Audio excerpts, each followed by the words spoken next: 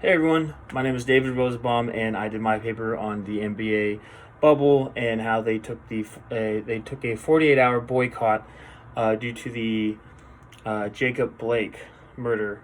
So a little backstory on the bubble, if no one's been watching sports, they are doing the NBA bubble in Orlando, Florida. So they have all the athletes and coaches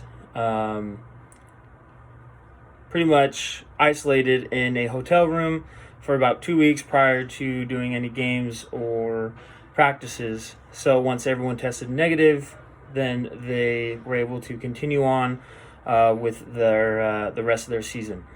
So during this time as well, there were some police killings and brutality situations with victims such as George Floyd, Breonna Taylor, and Ahmaud Arbery.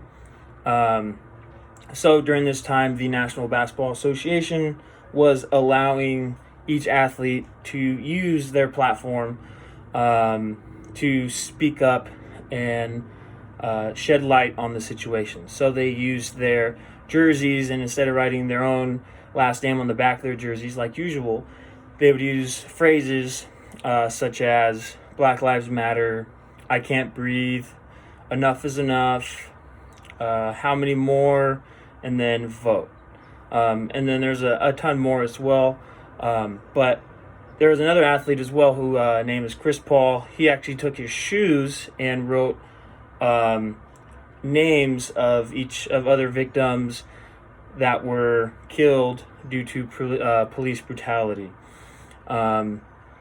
Now, there was also social media actresses, athletes, and performers that, of course, tried to shed light as well, because that is the time and age we live with. Social media is a big platform that people try to use for the greater good, or sometimes they use it just to not for the greater good, pretty much, and bash others' opinions and thoughts. So thankfully, the Basketball Association was able to let these athletes do this. Now, a month or so into their, or 2 months, I believe, when they were just starting their first round of their playoff series, the Jacob Blake situation occurred, and that's when everyone was outrageous, because if you saw the video, it's pretty gut-wrenching and pretty sad to see.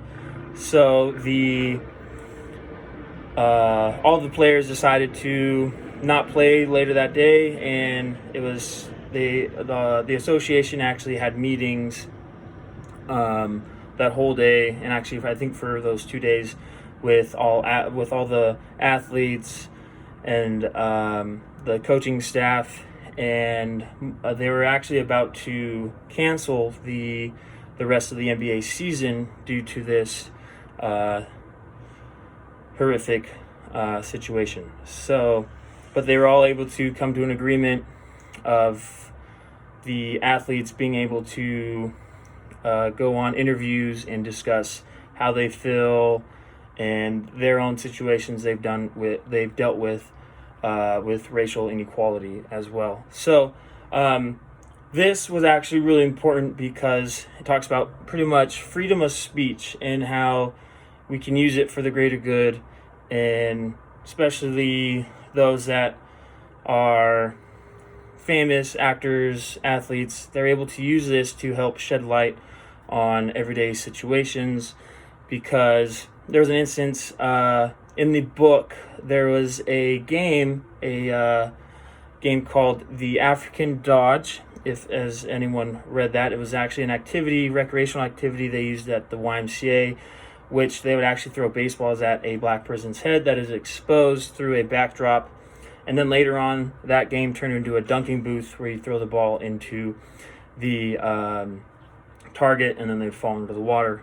So back then, that was in 1942, where a lot of people did not have much to say. Now, we have freedom of speech.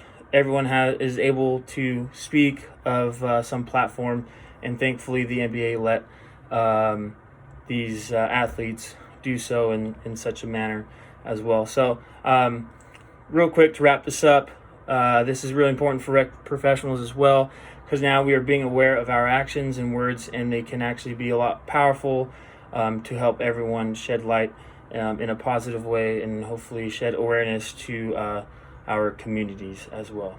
So thank you so much, and have a good one.